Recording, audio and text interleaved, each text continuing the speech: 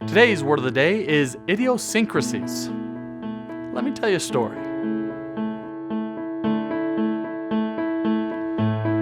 Idiosyncrasies are traits and behaviors that are peculiar to an individual. It is a combination of three Greek root words: idios meaning own or private, sun meaning with, and krasis meaning mixture. So you can think of idiosyncrasies as each person's own secret sauce, their own little eccentricities. Like one of my idiosyncrasies is driving with my foot out the window. Harmless enough, but it turns out that if you do it barefoot while on a freeway during a raging thunderstorm, people start taking pictures. And there's no non-creepy way that strangers can take pictures of your feet.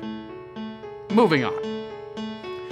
Our story comes from a historical figure just chock full of idiosyncrasies, Mark Twain. One day he was about to board a train when his friend accosted him and begged him for money to buy a train ticket back home. It turns out that this friend had the idiosyncrasy of being a bit of a gambler and had gambled away all his money and now had no way to get home.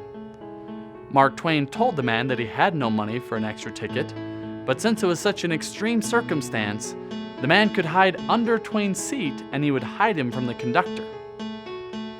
The man reluctantly agreed, and while he was getting situated, Mark Twain snuck off and bought another ticket for his friend. Turns out he had had the money after all and had the idiosyncrasy of being a prankster.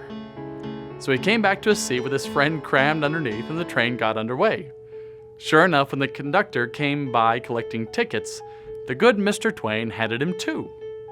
The conductor was confused and asked why.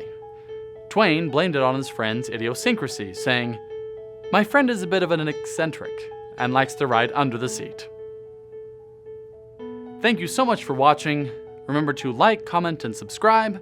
If you'd like to hear more about my books or other activities, check out www.lanceconradbooks.com. See you next time.